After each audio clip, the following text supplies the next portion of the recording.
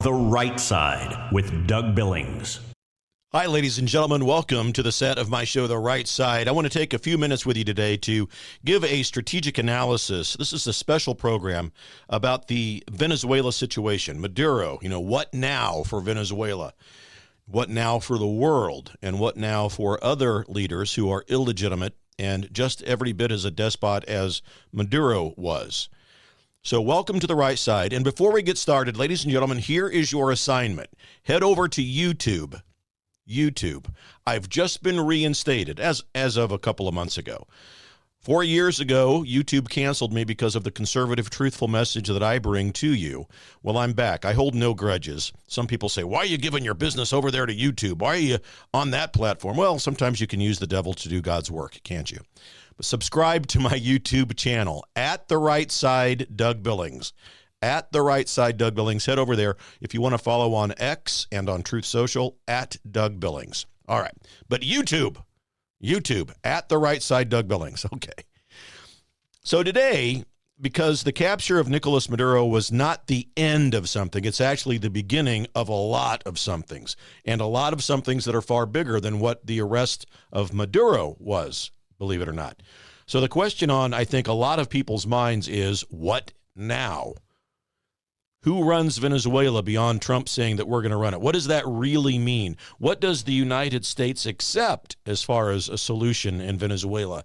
And what does this mean to every tyrant watching from Havana to Tehran? And believe me, they're watching. Oh, yes. Over the weekend, you can better believe that world leaders, despots, tyrants, terrorists, we're on conference calls, Skype calls. Oh, wow, look what Trump just did. America. Ladies and gentlemen, before I really get into this, let me make it clear. America has reestablished herself as this planet's only superpower. We are the world's only superpower. No other nation or military on earth could come close to what our military did in capturing Maduro with that operation. So again, cheers to General Kane of the Air Force, who's the Joint Chiefs Chairman, President Trump, obviously, the entire team, but our military men and women who were responsible for helping and leading that mission. What a beautiful thing. What a beautiful thing. So let's walk this through, shall we, together? This won't take very long. First, I want to be clear that Venezuela didn't just reset overnight. One of the biggest lies that you're being told right now is that Venezuela is somehow now magically free, and that Maduro was, the moment that Maduro was taken into custody, everything in Venezuela is now fine. Wrong. That's not how power works. Now, for those of you who listen to my show on a regular basis, congratulations. You're members of the most intellectually mature audience in all of Radioland. But for those of you who don't, stay with me because I'm here to help. That's not how power works. Governments don't just disappear when one man is removed. They fracture and they reposition. Or they attempt to rebrand, I grant you that. The Venezuelan state apparatus, the courts, the party leadership, the security forces, it's all still there. And that brings us to the first critical name that we all need to know. So who is the interim right now? Who is the person running the show down there? Now, I'm not suggesting that this person's going to be in control very long, but right now, Delcy Rodriguez.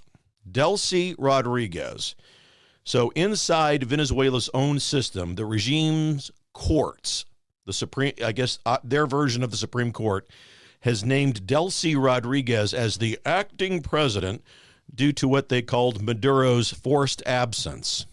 Okay. So let me be clear about that. Delcy Rodriguez is not a reformer. She's not an opposition figure. She's Maduro's longtime lieutenant, a member of his inner circle. She's overseen oil policy. She's enforced sanctions. She's written the narrative of their Communist Socialist Party down there, and she's helped keep the regime functioning under pressure. So what does all of this mean? So it's not a revolution. This is the regime attempting to survive without its face, Maduro. Now, will the United States accept Delcy Rodriguez? Begs the question, right? This is where things can get interesting. And the short answer is she's not a legitimate leader, nor, just like Maduro. But possibly, and I'm just saying possibly, as a temporary functional node of that system down there, the Trump administration understands something very critical. And again, I'm just here to help. You don't dominate and you don't dismantle criminal states by flipping a switch. It's not that easy.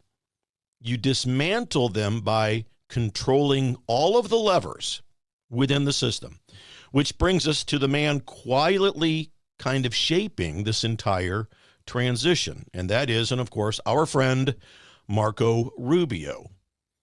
Right now, Secretary of State Marco Rubio is serving as the administration's architect of leverage. Not rhetoric, not giving speeches. He's using leverage. Rubio's role is to oversee the process. It's not to run Venezuela. His role is to decide, among other things, who gets access to the oil markets down there, who gets access to international finance according to their economy, who gets legitimacy in Venezuela, and who does not. In plain English, if you want to govern Venezuela, you've got to pass through American conditions. And that's just the way it is. Those conditions are clear. Real elections, real opposition participation, and real transaction timelines, along with transition timelines that can be verified. Ladies and gentlemen, that is not occupation of a country.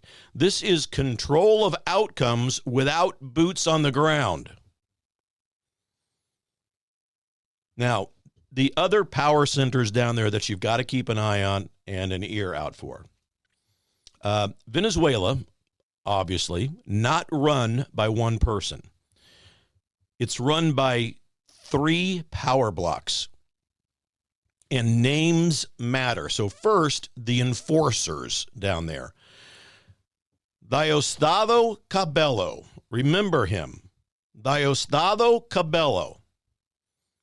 So this is the Venezuelan regime's internal muscle. He's the hitman. He's a party loyalist. He's a security hardliner. And if the regime cracks, it cracks when men like Cabello lose control of the rank and file. Okay, that's number one. Second, the legislature. In that body, Jorge Rodriguez. Now, that's Delcy's brother, Delcy, who I mentioned earlier. He controls the National Assembly. And that's how, in Venezuela, laws are legalized. Okay? Watch him closely. Jorge Rodriguez. How do you like my Spanish lingo there? Jorge Rodriguez. And then number third is oil. Number third, oil. Now, election integrity is also in the mix here. I'll get to that in a minute. But third, for now, oil. No oil exports for Venezuela means no money, no revenue. And no money and no revenue means no loyalty. Because if nothing's in it for me, I'm not going to be loyal to Maduro.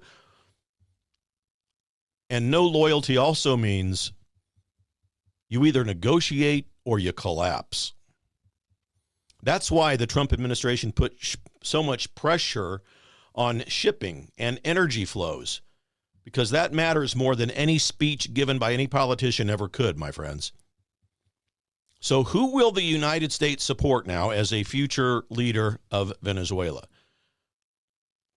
First, before we answer that, we have to deal with a very critical misconception. The United States is not installing a president by decree. You've got to be clear, and don't let the radical left media seduce you into thinking otherwise. What the United States does is far more powerful than that. It recognizes legitimacy, and it starves everything else. In the opposition world, 2 names matter the most down there in Venezuela. Maria Corina Machado. She is the moral center, at least right now, of the opposition, banned by the regime, but she's internationally recognized. And then there's Edmundo Gonzalez Urrutia. Edmundo Gonzalez Urrutia. Okay, he's the unity figure that the opposition rallied behind when Maduro was blocked. Now, the U.S. doesn't need to install either of those people. It simply needs to make it clear, America does, they are the only path to sanctions relief and to eventual legitimacy. It remains to be seen if either of them or someone else will become the actual president. But this is how modern power works. The three paths for Venezuela can be broken down, I think, pretty simply. Path number one, regime rebranding. Okay? Delcy Rodriguez stays, and the same people run things. They ask for sanctions relief. They offer cosmetic reforms. This is, for lack of a better word, it's Maduroism without Maduro, okay? And the U.S. is going to say no to that. Path number two is a negotiated transition. A temporary authority, opposition is included in this, meaning anti-Maduro people. There's election timelines and international oversight. Now, this is the path that Washington is clearly, at least right now, pressuring towards. And then path number three is an internal fraction, and a fracture within the internal system begins to develop.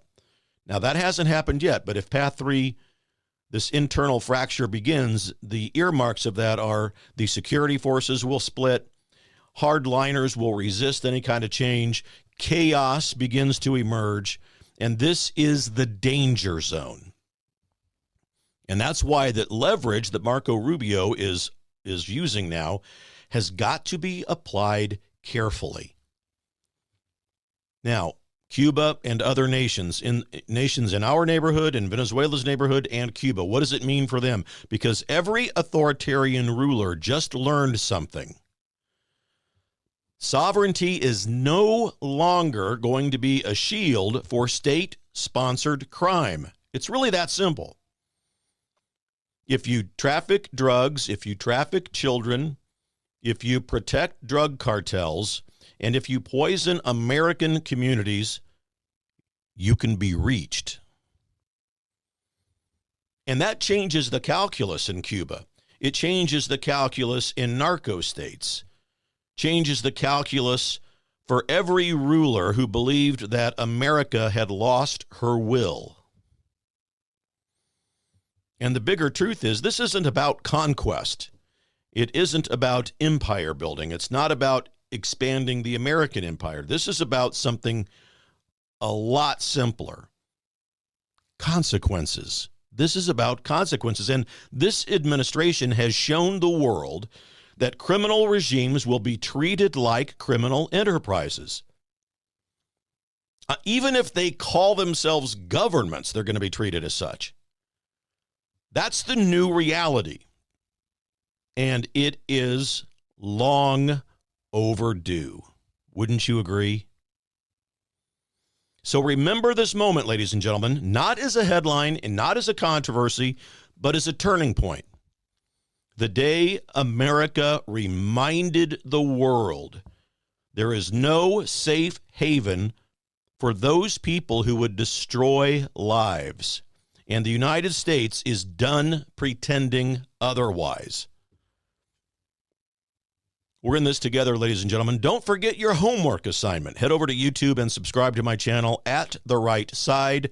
Follow me on X at Doug Billings and Truth Social at Doug Billings. You can find me on Facebook and Instagram as well. Go ahead. You can do it.